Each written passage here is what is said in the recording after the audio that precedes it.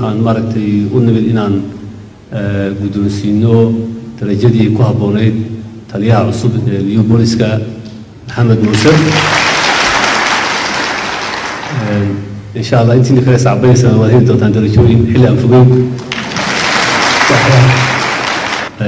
marka aad fulisaan dardaarankeennii ahayd xuquuqda insaankii la ilaaliyo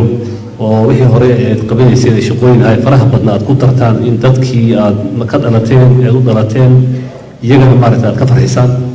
darajooyin iyo abaalgudin fara badan way heli doonaan insha Allah hadal fara badan maana hadda kulley u iman maadaama aan dardaarankii kala qaadanay maalmahan inaan ku celceliyo haddana runtii looma baahna kaliya waxaan rabay inaan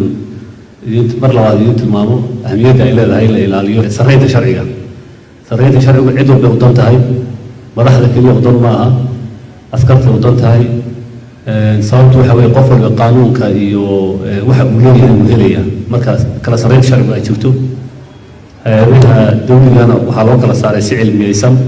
si aan cidna cid uga xadgudbin sidaad jeceshahay maaha waa sida maaragtay sharcigu yahay inaad raacdaa fiican taas markaan leeyahay waxaan ka wadaa hadday noqoto qaabka amal qaadashada loo kala amal qaadanayo qaabka maaragtay loo wada shaqaynayo loo xiriirayo waxyaalo sharcigu qorayaa jira kuwa aan raacno uma baahnin wax cusub wixii qoran ee meel ku yaalo unbaa miyo inaan raacno maalmaha qiimeynta socotay iyo cashiradii la isiiyey waa rabaa in maaragtay isbeddel badan ay keeni doonaan waxaan rajeynayaa inaad noqotaan kuwii dadkooda anfaca kuwii dadkooda difaaca kuwii dadkooda u adeega dhanka amal qaadashada iyo xidhiirka